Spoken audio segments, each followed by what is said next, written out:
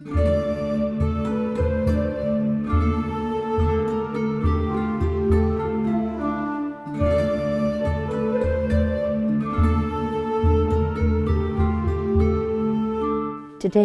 the liturgy speaks about endings. The reality of ending, closure, change is all about us. The calendar year is moving towards its end. The liturgical year will end next Sunday. Darkness falls earlier, so our days end sooner. The readings speak to us of the end of the world and of the final coming of Jesus and his final call to each of us individually. The pictures Jesus uses are frightening. Stars falling, the moon darkening, the sun growing cold. We fear such things, yet we recognize them as signs that God is near.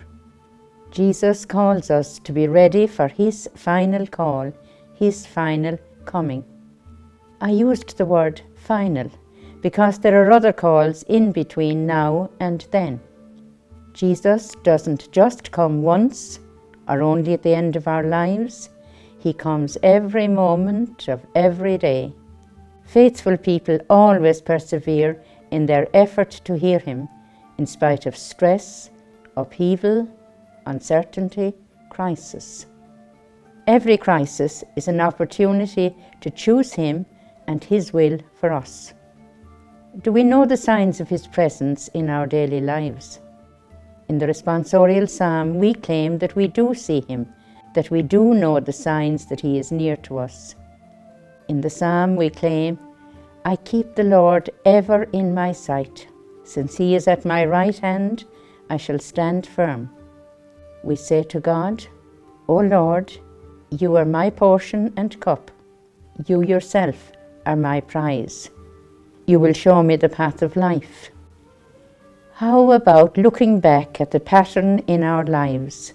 Times when we kept the Lord in our sight. What happened? Times when we stood firm in spite of our weakness. We knew that the Lord had not abandoned us in our darkness. When were we shown the path of life? That path of life for us individually. The Lord was always there with us, because in the words of today's Gospel, we are his chosen ones for that path.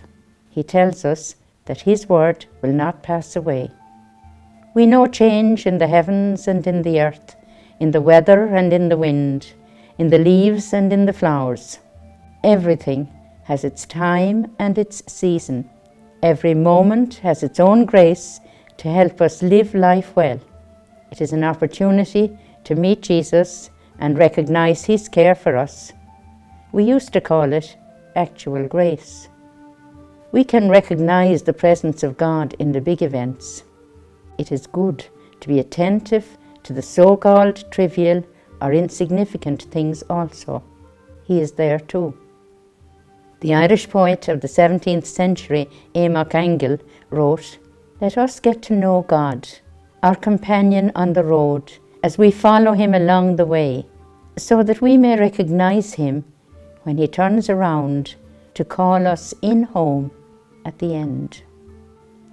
The late Tomás O'Flynn, professor of Irish and Maynooth, wrote, A great feast started at the ascension of Jesus. We are all in the queue, and we will all be in time to enjoy it. He is our portion and cup, our prize.